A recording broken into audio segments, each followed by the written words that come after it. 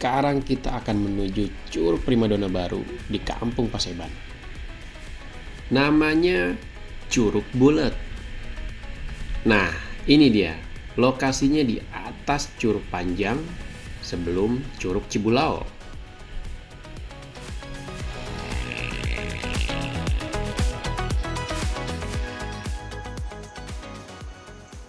Dari pintu masuk ke pos sekitar 100 meter.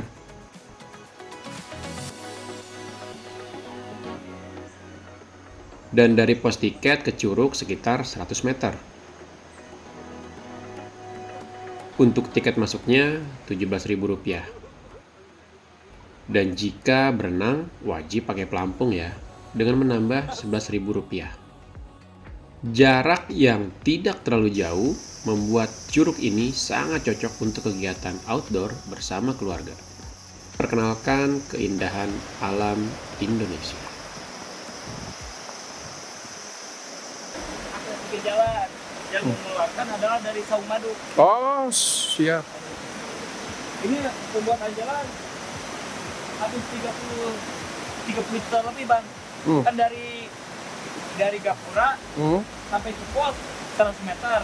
Dari pos ke area destinasi curugnya itu 100 meter, jadi 200 meter. Dengan kita biaya per meter 120.000. Konsep di Curug Bulet ini dibuat senatural mungkin agar suasana alamnya terasa.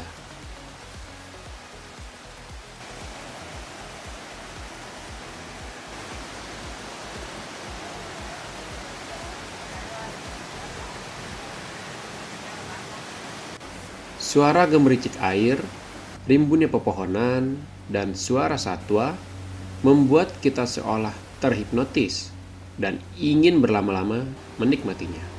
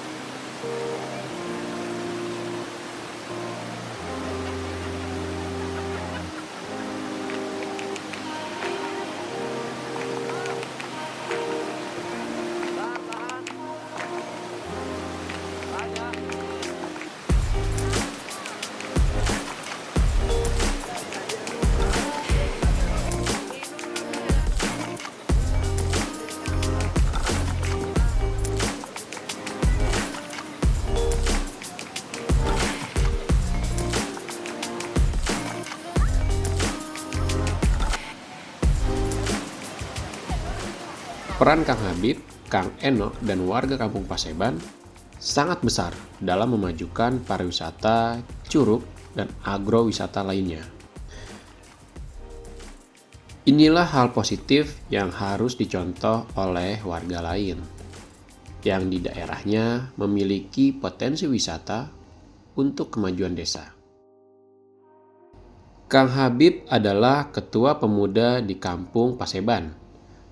Pria yang dulunya bekerja sebagai ahli teknik di perusahaan sepatu dan industri otomotif ini memutuskan untuk kembali ke desa. Awalnya Kang Habib mulai ternak lebah dari hobi. Karena vegetasi di Kampung Paseban yang mendukung dan banyaknya permintaan pasar. Akhirnya beliau benar-benar fokus untuk mengembangkannya menjadi usaha. Berbagai seminar dan piagam penghargaan menjadi bukti keseriusan Kang Habib dan komunitas tani hutan untuk mengangkat komoditas madu Paseban. Ada 3 jenis lebah yang ada di sini: Apis cerana, Apis dorsata, dan Trigona itama.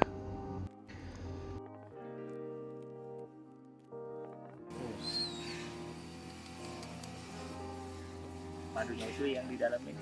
Oh, madu tuh. Ish. Madunya. Ini bisa langsung disedot nih.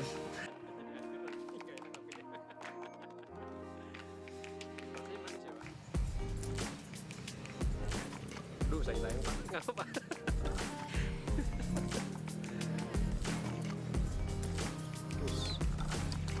Kayak gemeteran megang videonya ini. Saking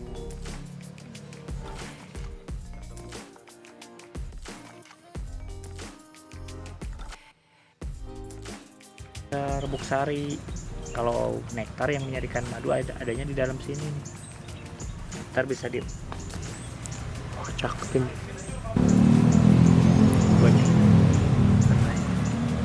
Oh, ini yang cairan ini. Iya, betul. Oh. Ini rasanya manis, Bang.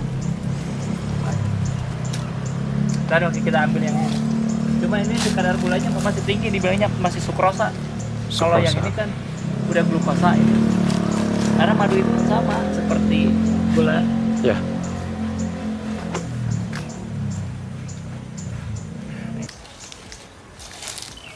Nah, ininya, Bang. Si buahnya. Nah, ini buah ini pohon kaliandra ini bisa dimakan juga nih buat lalapan,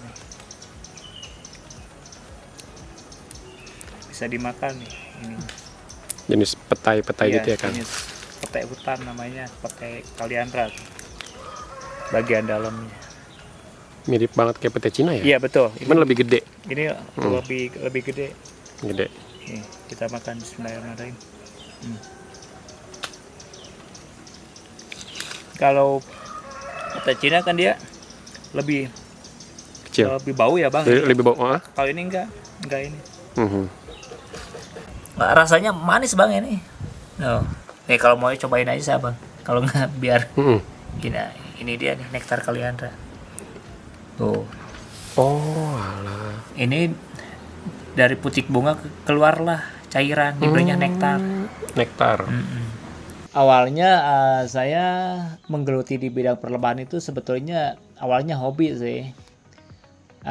Saya mulai mengembangkan budidaya lebah madu itu tahun 2019 dikarenakan lihat hutan yang ada di Megamendung, khususnya di Kampung Paseban ini, jadi sangat rekomendasi buat kita mengembangkan budidaya lebah, dikarenakan kalau kita mau mengembangkan budidaya lebah madu itu, jadi yang dibilangnya adalah Neporea, nektar, pollen, resin air.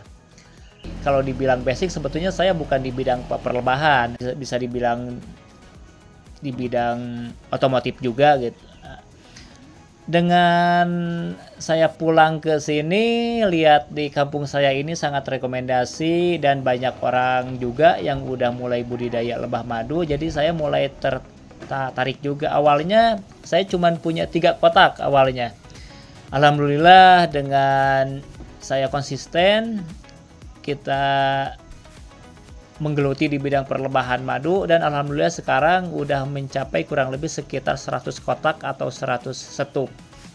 Nah, jadi yang saya budidayakan di sini itu ada 2 jenis lebah. Satu lebah yang menyengat.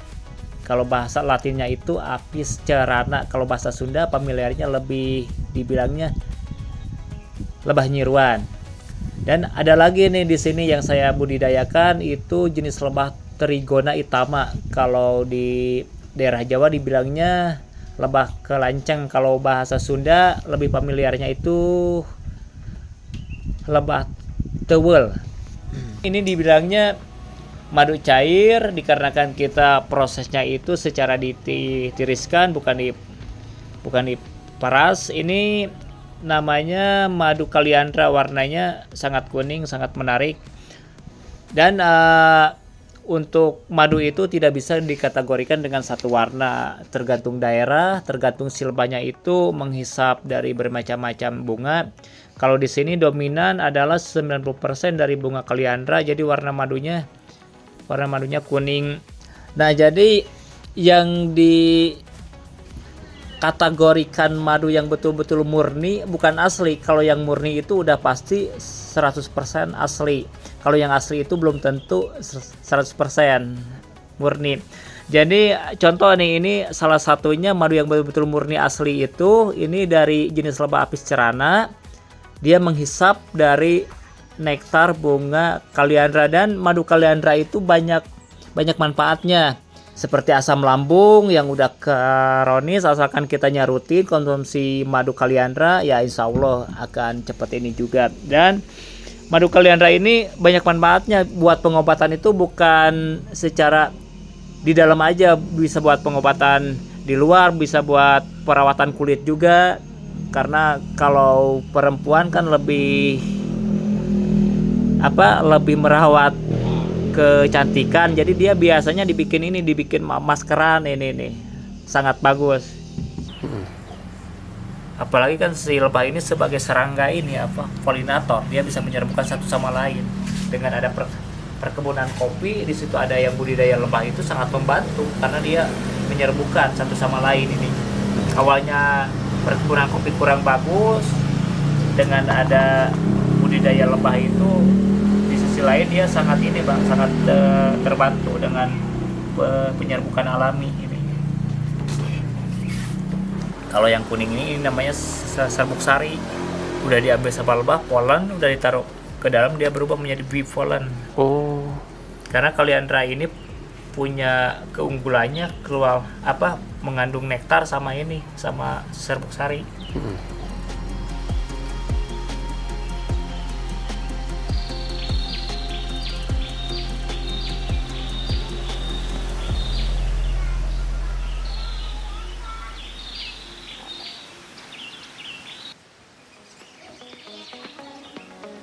Sama dengan Kang Habib, Kang Eno yang sehari-hari bekerja di kantor Desa Megamendung juga ikut beternak lebah, tergabung dalam komunitas Saung Lebah Madu Paseban dan KTH, kelompok tani hutan.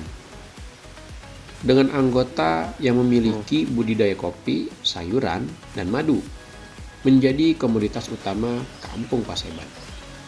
Setiap minggu, Kang Eno rutin membersihkan sarang dan mengangkat sarang yang sudah lama dan menggantinya dengan sarang yang baru. Ini udah tua.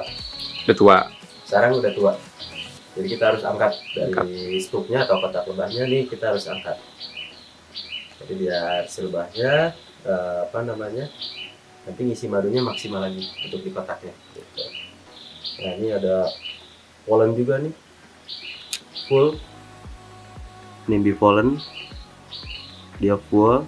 Ya, ini madu. Nah, ini ada anak dikit. Jadi kalau lihat sarang udah kondisinya seperti ini harus diangkat. Dengan masih terjaganya vegetasi alam di Kampung Paseban, membuat hasil madu cukup melimpah. Proses panen madu sendiri sekitar 3-4 bulan.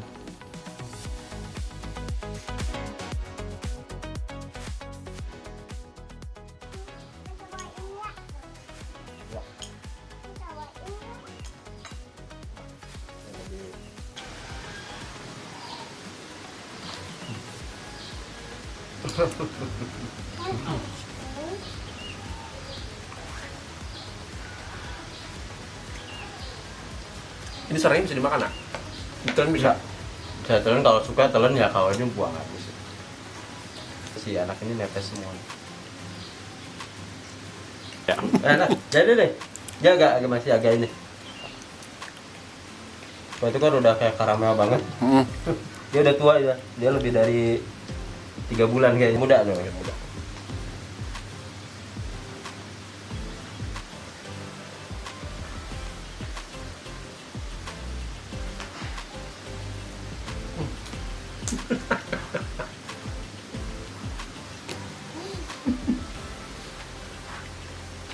ada lagi yang lebih enak rasanya, nano dia. Aduh, semrewing ini. Agak banyak ya. Ini apa? Bipolen ya? Ya. Bipolen. Sebaliknya Kak, sebaliknya ketutup ya. Oh, ini. Yang baliknya. Nah, nih. Dia dari serbuk Serbuk sari, serbuk sari. serbuk sari bunga. Coba ya. Itu rasanya nano tuh.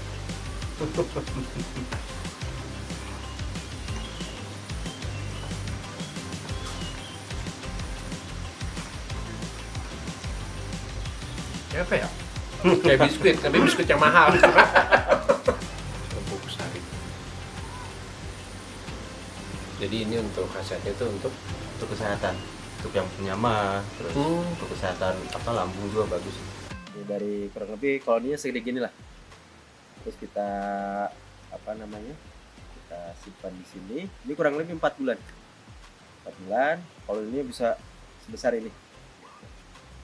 Jadi memang vegetasi kita ngedukung untuk ternak si lebah ini, dia cepat apa namanya, cepat berkembang. Jadi ya inilah hasilnya setelah 4 bulan.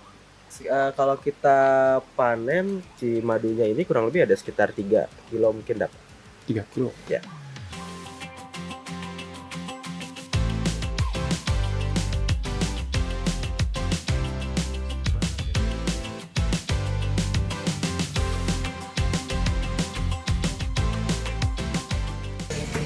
Limbahnya itu bisa berguna juga nggak Pak? Iya, itu kan bisa dibikin lilin, buat lilin ini.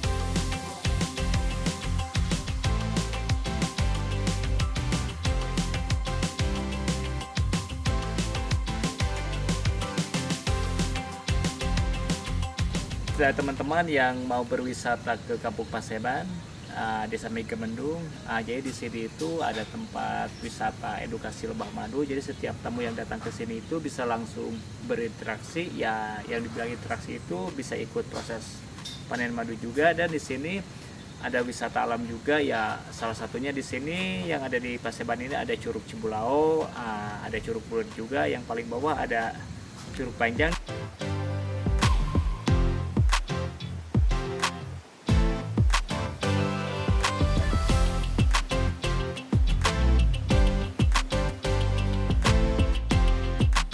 Ya, jadi untuk teman-teman kami tunggu di sini di Kampung Paseban di sini, dikarenakan Paseban ini adalah destinasi wisata, banyak wisata alam juga, ada curug, ada tempat camp dan ada perkebunan kopi, dan di sini juga ada tempat edukasi lebah madu. Kami tunggu ya kunjungannya ke Kampung Paseban, desa wisata.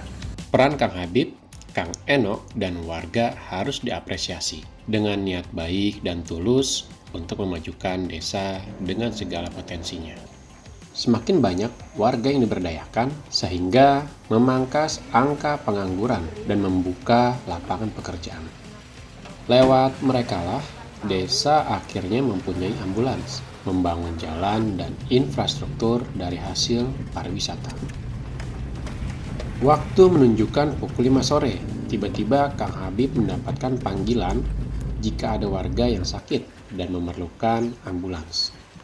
Ada warga yang sedang dalam kondisi darurat untuk segera diantar ke rumah sakit terdekat. Kang Habib dengan sigap menuju ke lokasi untuk mengantarkan. Lagi-lagi ini harus dicontoh oleh desa-desa lain agar bahu-membahu menciptakan desa mandiri. Menjaga keamanan desa dari oknum-oknum yang suka memanfaatkan situasi dengan melakukan pungli. Memajukan potensi wisata agar desa mampu menciptakan lapangan pekerjaan untuk warganya. Hingga memanfaatkan hasil bumi, perkebunan, dan pertanian sebagai komoditas.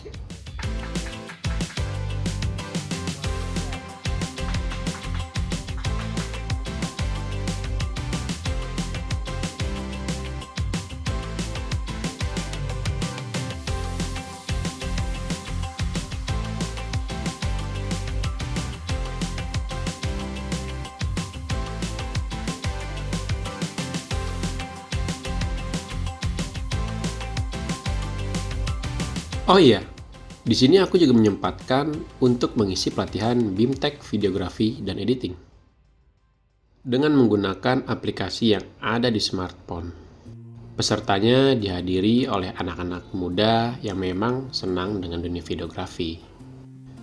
Terbukti baru pertama kali pelatihan, teman-teman di Kampung Paseban sudah menguasai bagaimana mengambil video yang baik dan langkah-langkah menggunakan aplikasi editing. Cakep. Jadi di sini teman-teman itu lagi di Curug Bulet untuk explore shoot videonya gitu. Nah, gimana caranya biar teman-teman bikin videonya bagus, shoot-shootnya bagus, menarik, terus juga editingnya juga bagus gitu. Kita kasih lihat semuanya di sini. Harapan dari pelatihan ini adalah memperkenalkan teman-teman dengan dunia baru dan mengajak teman-teman membuat karya yang positif lewat videografi untuk kemajuan bersama.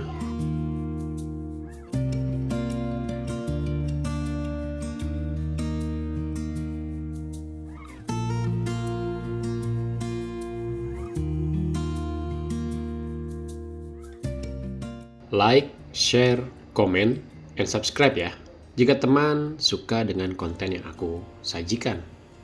Ekspedisi Tanah Samudra, perjalanan besar untuk bangsa besar. Aku Ave, ciao.